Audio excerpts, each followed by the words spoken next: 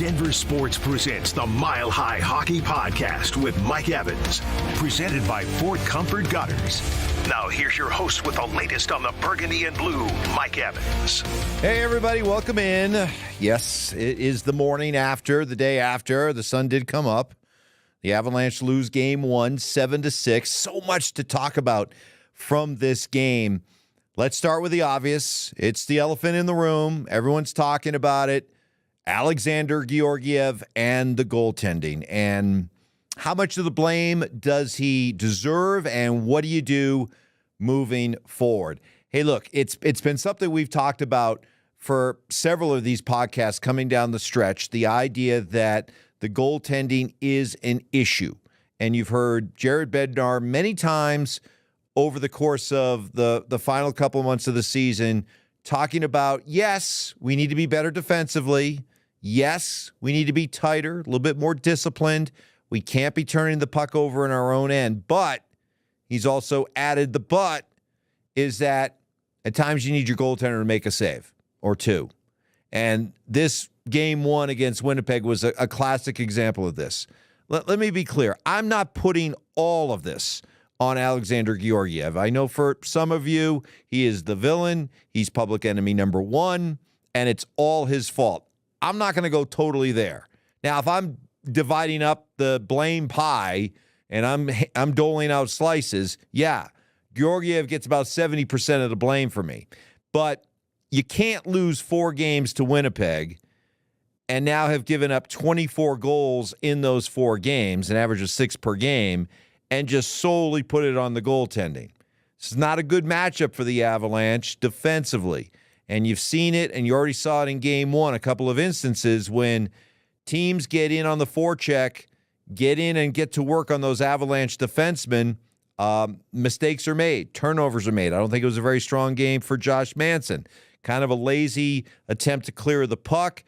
Winnipeg player gets a stick on it, deflects out front, goal for Winnipeg. Yet another one where the guy comes out from behind the net, crossing pass in front of the goal mouth, and a backdoor tap in there for Winnipeg. It was noticeable enough that PK Subban and Mark Messier during the broadcast, during the intermission on TBS, did a mock-up of it in front of a net, and Messier is like, you got to box your guy out. You got to get a body on him. You can't just stand there like a statue and whoop, there goes the puck right in front of you and ends up a goal. So there are issues that go beyond just Georgiev. But that said, that was a game that was there to be won. And if your goaltender is able to make a couple of saves, the Avalanche win that game. What Bednar's been talking about is that we could be tighter. We could be better on defense. But every team is going to have some of those breakdowns. And the best teams are the ones where, yeah, you're going to have those inevitable breakdowns defensively, but you got a goalie that erases those warts. You got a goalie that covers up those mistakes. Mistakes are going to be made, but the best teams have goaltenders that can erase some of those mistakes. And Georgiev just has not been doing enough of that down the stretch here. And so now we find ourselves in the position that we find ourselves in, and that is you got to make a change.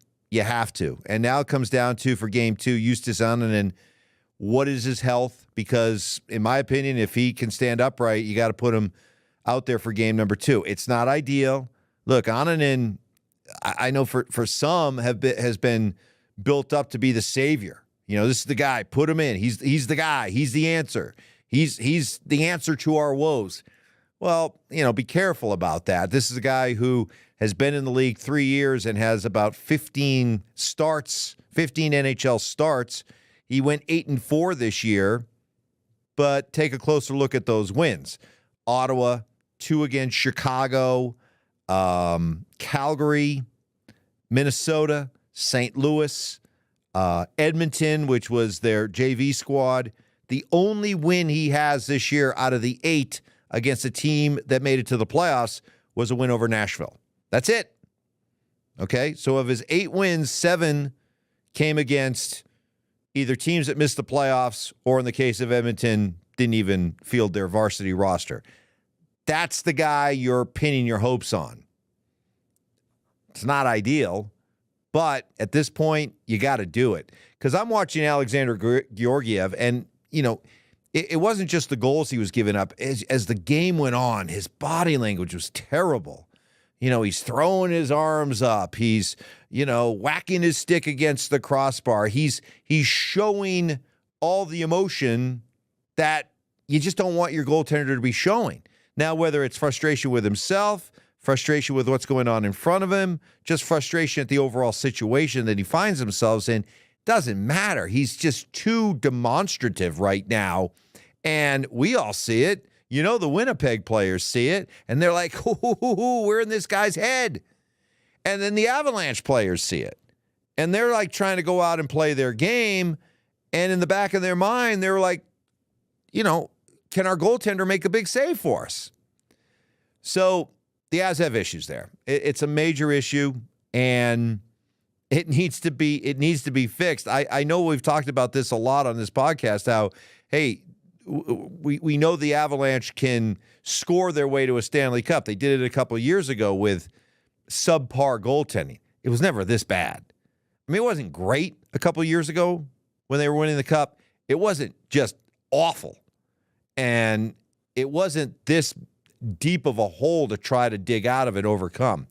So that's something the Avs have to figure out, and they have to figure it out quickly. Now, not all is gloom and doom, okay? What they did to Connor Hellebuck has got to be very encouraging. You took a guy who is the runaway odds-on favorite to win the Vezina Trophy, is the best goalie, and you peppered him. You had him looking rattled. That guy was not calm at all. They always say that it doesn't matter how great a quarterback is, if you're able to get pressure at his feet, he hates that. Peyton Manning, Tom Brady, they never, they could have pass rushers coming around the side, and they could coolly step up in the pocket and still be able to look downfield and get the ball out. What those quarterbacks hate, and what any defensive player in football would tell you, is that they don't like traffic at their feet, because it's right there in front of them, and they're trying to look down the field and make a play, and there's stuff going on around their feet that makes them nervous. It gives them the happy feet, right? Same thing with a goalie. You put enough pressure, you put enough bodies in front of a goaltender, I don't care how calm and cool and collected he is, he's going to be impacted by that. And you saw it with Hellebuck. And the Avalanche had to feel very encouraged by what they were able to do offensively. And there's no reason why they shouldn't be able to continue to be strong offensively as this series moves along. Comes down to, what are you going to get in goal, and what are you going to get on defense? Again, I do not want to give the defense a pass, because I fear that in this rush to paint Georgiev as the villain, that we're leaving out some of the players of this defensive core who aren't exactly covering themselves in glory either. Let's not give them a free pass. It's still Georgiev carrying the lion's share of the blame here, and he's the one that needs to be better, or the goaltending needs to be better, but let's not leave the defensive component out of this, okay? Some other things to look forward to. Zach Parise on the left wing on that top line with Rantenen and MacKinnon. Big loss with Jonathan Drouin. Boy, that's a tough one. I feel bad for him. I really do. That's a guy who, his career was at a crossroads.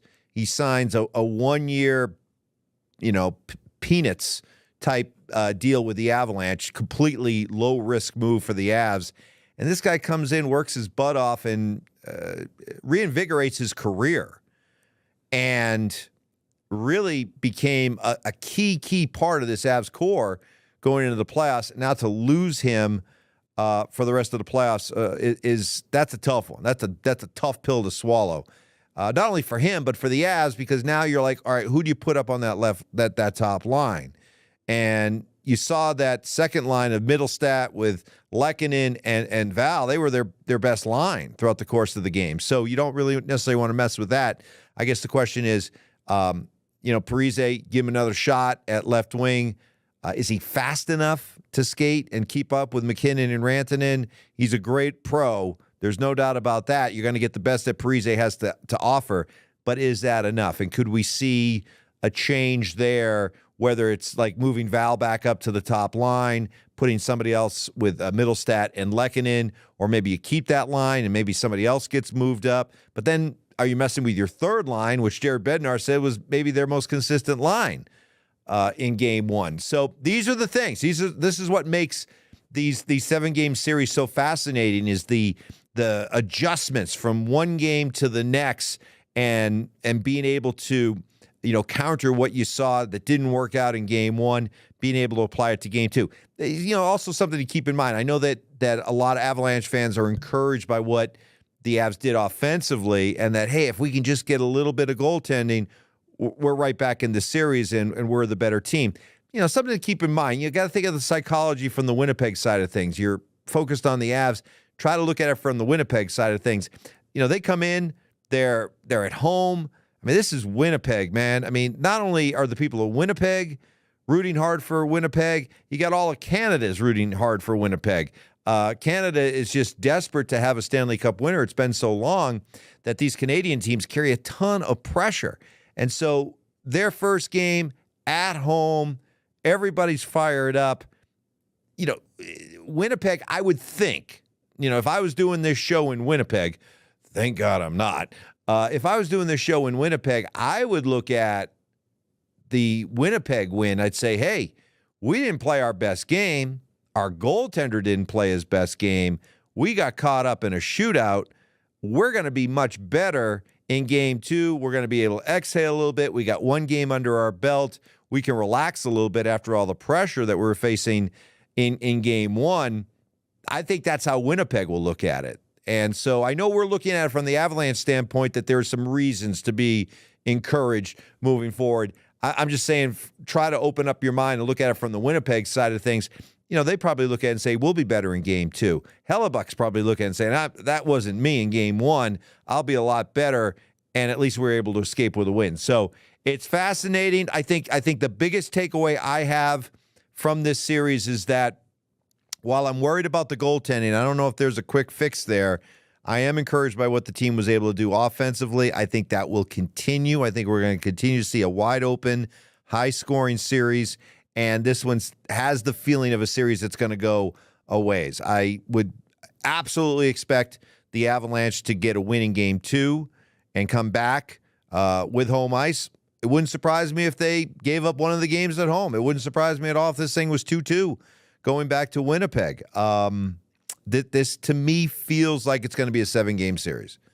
Feels to me like it's a 7-game series. And then once you get into a game 7, who knows what's going to happen. But first order of business, goaltending. Bednar was adamant after the game saying, we got to wait and see how Annunen feels.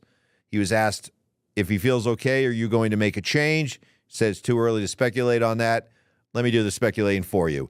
If Justus Annunen is fit and healthy and able to go, he'll be between the pipes in game two. I see no way possible you come back with Georgiev in game two unless Annunen just simply can't go. That's the state of the Avs right now. And boy, a lot of you Avalanche fans have spoken about Georgiev. You're fed up.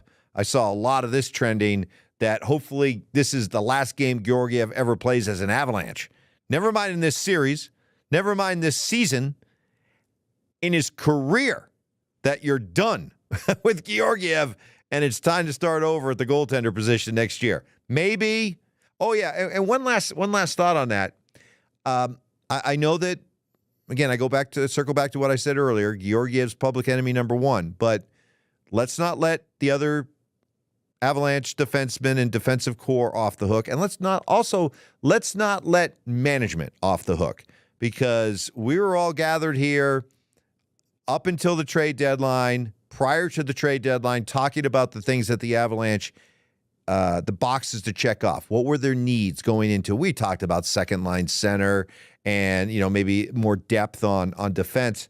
We also talked about goaltending, and we talked about backup goaltending. And we talked about the idea that the Avalanche should be in the market for a 1A type of goalie, somebody who not only would be able to come in and be a proven backup, but also somebody that could legitimately push Georgiev for the starting position if he faltered. Avs didn't do anything. Now, there were some rumblings about goalies they were interested in, but it never happened. And so I don't want to let management off the hook. It was management that decided that either A, they were okay going with Georgiev in the playoffs and they saw no potential problems or red flags. If that's the case, then shame on you, front office, because we were all here talking about Georgiev and not having huge 100% confidence in him before the trade deadline. Secondly, if you were thinking, hey, we're not that sure about Georgiev, but Annunen will be just fine if we have to turn to him during the course of the playoffs. Again, that's not good general managing, something like that. It's not good work by the front office because, again, Annunen doesn't have the kind of experience that would make you think, hey, no problem. Georgiev falters in the playoffs. We turn to this guy. There's no real big drop-off. I mean, that's a big gamble to take when you're trying to win a Stanley Cup and you feel like you have a Stanley Cup team at all other positions, not goaltending. You know, what was the reason why? Why did they not go out and make a deal for a backup goaltender? Was it because they were told by ownership, hey, we don't want to bring in more salary? You know, I mean, it would have been very easy to do, you know, play the Vegas game, right? You know, stash somebody on long-term injury reserve and go get creative, bring in another player, add salary. Who cares? Because once the playoffs start, doesn't count, right? I hope that wasn't the case. I hope it wasn't the case of ownership saying, sorry, no money to spend here. Boy, that would be pretty bad, huh? That'd be pretty short-sighted that ownership is in a Stanley Cup window and you're not spending the money necessary to do so. I'm going to give them the benefit of the doubt of that. I think it was also, honestly, it maybe more the idea that, hey, we got a young prospect that we really like in Annunen, and we're fine. We believe in him. We're not going to stunt his growth in any way. We're looking across the hallway at what our neighbors at Ball Arena, the Nuggets, are doing, trying to defend a championship while developing young players on their bench. We think we can do both. We can contend for a championship and also continue to develop our young prospects. Seems to be working for the Nuggets. Let's do it with Annunen as our backup goalie. Okay. Well, here you go.